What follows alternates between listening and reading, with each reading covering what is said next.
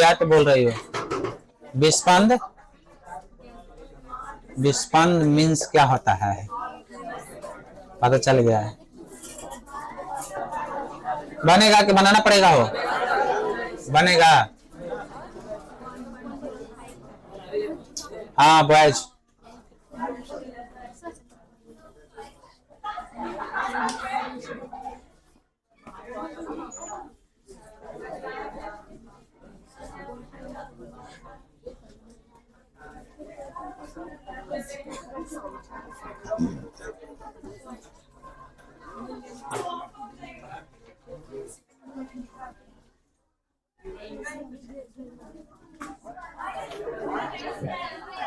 बढ़िया है, मौन धारण कैले रहो। ठीक है, जो बना रहा है अच्छा है। देखो रे बाबू, इधर ध्यान दो। प्रश्न में क्या क्या तुम्हारा दिया हुआ है?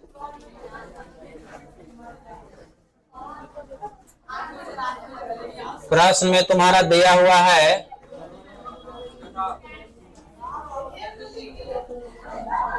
देखो क्या दिया हुआ है प्रश्न में, ध्यान से सुनना। कह रहा है कि उस गैस में ध्वनि का चाल निकाले, ध्वनि का चाल निकाले, यानी कि तुमसे स्पीड ऑफ साउंड पूछ रहा है ना, तो स्पीड ऑफ साउंड पूछ रहा है तो भी बराबर क्या हो गया हो? वाट। ठीक है, आगे कह रहा है कि दो ध्वनि तरंग के तरंगदैर्घ्य, दो ध्वनि तरंग के तरंगदैर्घ्य वेवलेंथ दिया हुआ है। कितना दिया है वो? पहला को 1.04 मीटर और सेकंड वेवलेंथ कितना दिया है? 1.05 मीटर। अच्छा ठीक है, तो मिला लेना। आगे कह रहा है तुमसे क्या कि और 5 सेकंड में 15 विस्पंद उत्पन्न करता है 1 मिनट। चूंकि 5 सेकंड में बीट्स का संख्या, बीट्स के संख्या बराबर कितना हो? माने 5 सेकंड में कई बीट्स बन रहा है? 15 को। अब तुम ही लोग बताओ कि 1 सेकंड में बीट्स का संख्या कितना? 3 हुआ जाएगा ना? हो। तब प्रश्न में तुम्हारा क्या दिया हुआ है, फिर से रिपीट कर देते हैं। प्रश्न में दिया है कि उस गैस में ध्वनि का चाल निकाले। कौन सा गैस है यहाँ पे जिक्र नहीं है। चाल निकाले भी बराबर वाट, जिसमें तरंगदैर्घ्य 1.04 मीटर, 1.05 मीटर, यानी कि λ1 λ2 हो गया। एक में आगे तो ऐसा कहा कि चूंकि 5 सेकंड में विस्पंद का संख्या कितना है? 15 है, तो हम निकाल लिए वहां से कि 1 सेकंड में विस्पंद की संख्या कितना होगा। हम लोग के पास फॉर्मूला क्या है? हम लोग क्या फॉर्मूला जान रहे हैं?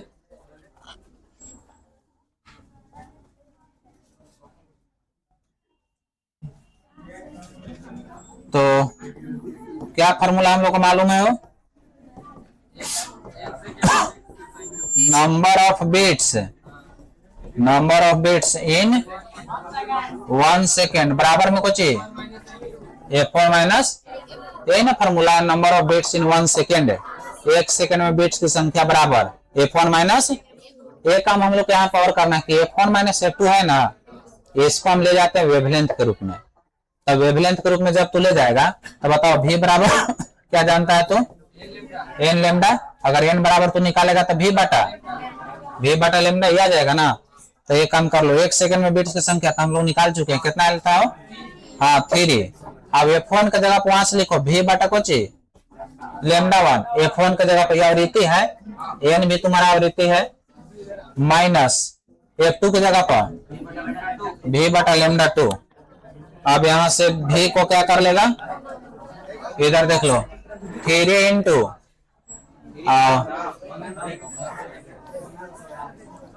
3 बराबर v कॉमन 1 बटा λ1। λ1 कितना दिले हो? और माइनस 1 बटा λ2।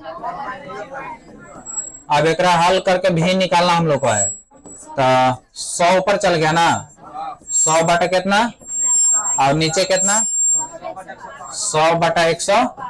एलसीएम लेना पड़ेगा। हो कितना आ जाएगा एलसीएम? 104 गुने 100। अब एक हल किया जाए, कैंसिल हो गया तो कितना?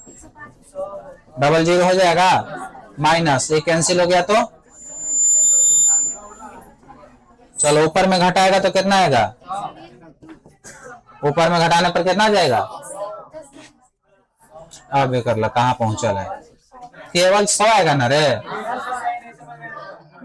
और नीचे तुम्हारा कोची है 104 गुने 100, भी का मान पूरा निकाल रहा है, बाटा को पूरा उन्हें उठा के भेजो, तो 3 गुने कितना हो गया 104 गुने 100, और बाटा में तुम्हारा कितना आ गया 100। अब कर लेगा कैलकुलेट, कितना आ जाएगा 300 कितना हो 327.6 मीटर पर सेकंड। लिखो जल्दी नोट करो।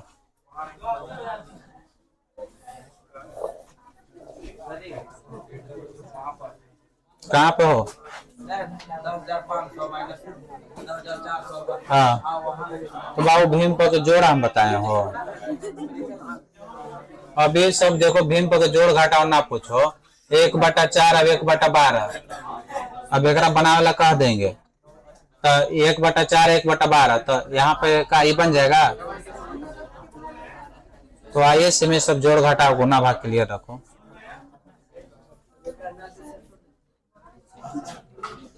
हाँ रे ना आएगा तो छोड़ काहे देगा।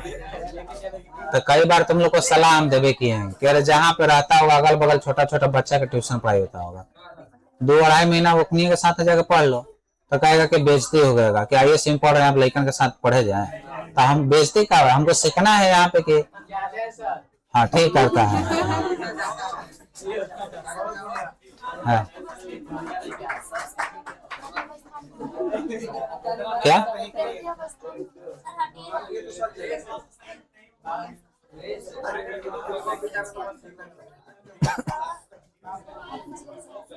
कहने थोड़ा दिख गया रे,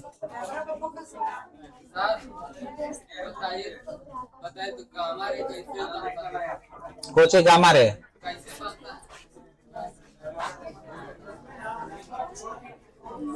गामा रे कैसे बनता है, कहने से 12 क्लास के टॉपिक पर ला देता है वो।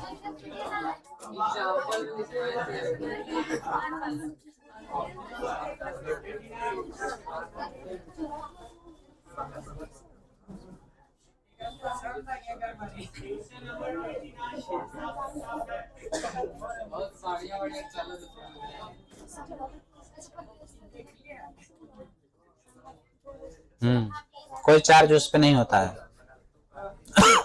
वो न्यूट्रल होता है, उसका जो है ना गामा रे का कोई चार्ज नहीं होता, वेधन क्षमता सबसे अधिक होता है, सबसे ज्यादा वेधन क्षमता, पेटेट्रिंग पावर जिसको बोलते हैं, पेटेट्रिंग पावर वेधन क्षमता, वेध के पार करने की कैपेसिटी सबसे अधिक होता है। न्यूट्रल चार्ज होता है तुम्हारा, ये चुंबकीय क्षेत्र विद्युत क्षेत्र में विक्षेपित नहीं होता है, बिना विक्षेपित हुए सीधे निकल जाता है।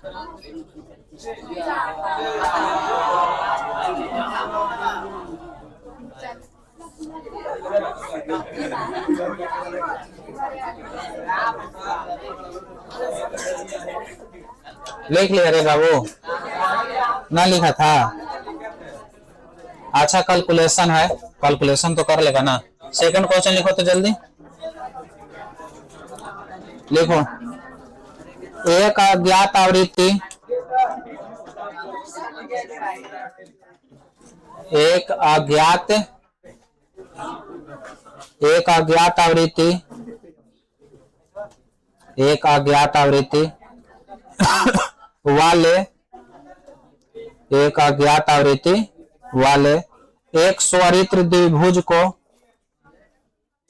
एक अज्ञात आवृत्ति वाले एक स्वरित्र द्विभुज को, स्वरित्र द्विभुज को जब 288 हर्ट्ज, जब 288 हर्ट्ज एक अज्ञात आवृत्ति वाले एक स्वरित्र द्विभुज को जब 288 हर्ट्ज आवृत्ति वाले, 288 हर्ट्ज आवृत्ति वाले स्वरित्र द्विभुज के, स्वरित्र द्विभुज के, स्वरित्र द्विभुज के साथ बजाया जाता है, स्वरित्र द्विभुज के साथ बजाया जाता है, स्वरित्र द्विभुज के साथ बजाया जाता है। तो प्रति सेकेंड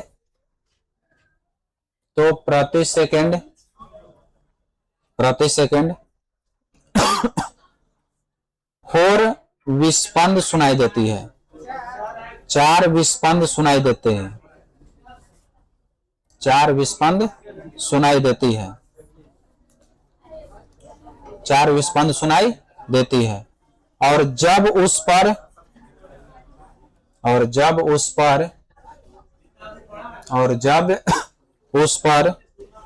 तार का एक टुकड़ा रख दिया जाता है, और जब उस पर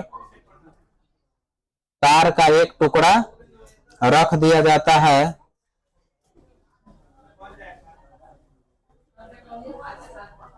जब उस पर तार का एक टुकड़ा रख दिया जाता है, तब पुनः प्रति सेकेंड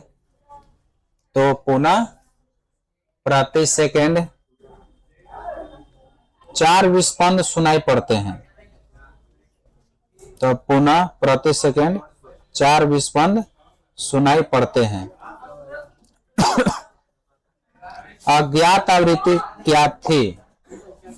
अज्ञात आवृत्ति क्या थी? प्रश्न को एक बार पढ़ो जल्दी। अज्ञात आवृत्ति क्या थी?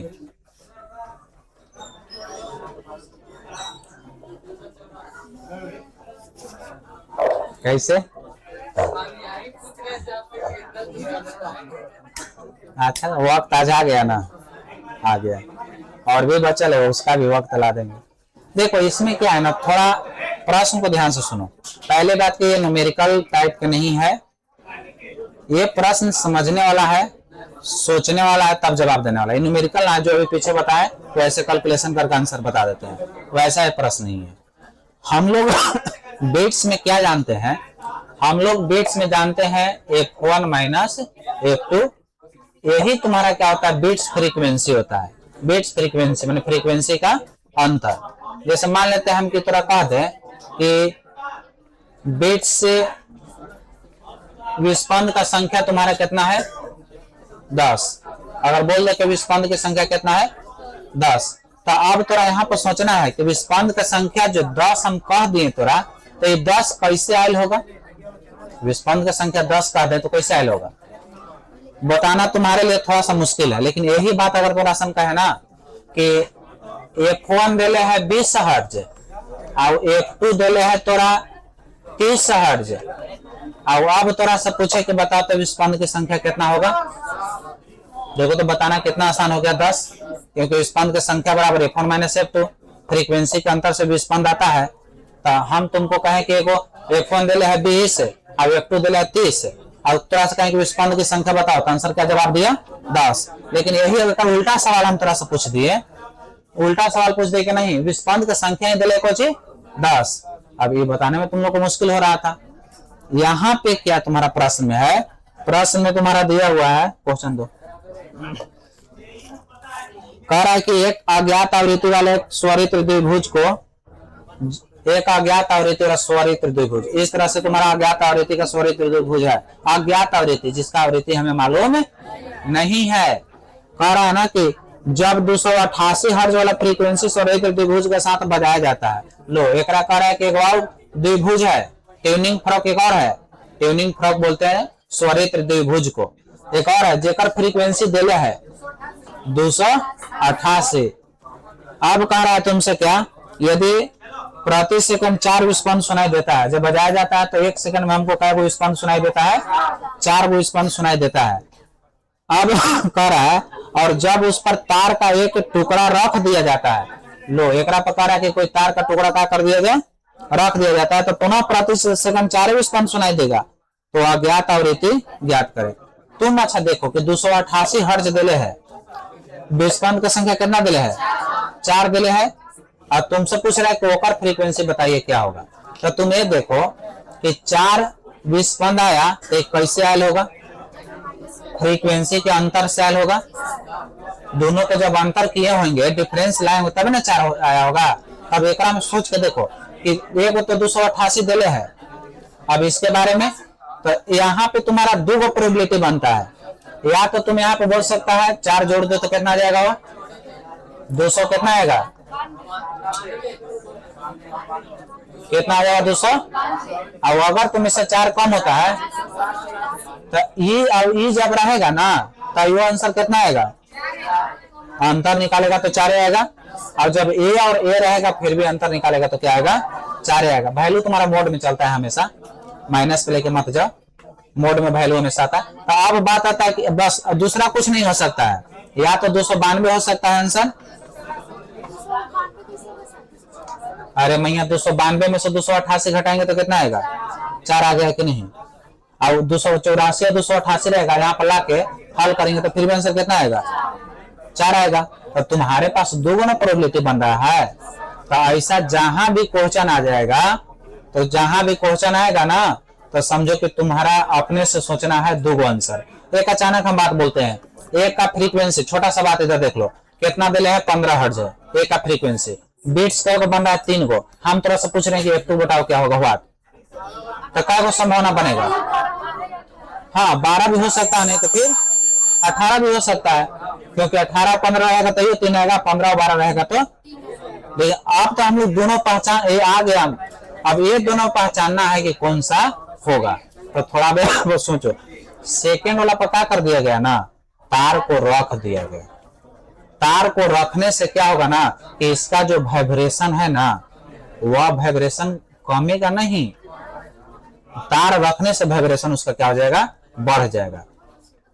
अब यहाँ से ये निकला कह रहा है कि तार के टुकड़ा उस पर क्या कर दिया जाता है, रख दिया जाता है, जैसे टुकड़ा रख दिया तो इसका वाइब्रेशन बढ़ गया, इसका फ्रीक्वेंसी बढ़ गया। तो जब बढ़ गया ना तो कंफर्म है कि अगला की क्या हो जाएगा, अगला को कमेगा। जब रख दिए तार एक पर क्वेश्चन बोल रहा है तो अगला को घट जाएगा, घटने का मतलब कितना 200। तो एक में न्यूमेरिकल नहीं है, गुना भाग करना, इस तरह से तुमको सोचना पड़ेगा। जैसे वाइब्रेशन उसका बढ़ गया, तो वाइब्रेशन बढ़ गया तो फ्रीक्वेंसी क्या कहता है, प्रति सेकंड में दोलन की संख्या। तो जब तार को रख रहे हैं तो उसका वाइब्रेशन कंपन बढ़ गया, तो उस कंडीशन में वो अगला को घट जाएगा, घटने का मतलब कितना हो जाएगा 284। तो आंसर लिख लो 284 अपने लैंग्वेज में। अब बाबू नेक्स्ट टाइम, बहुत लेट का है। हाँ हाँ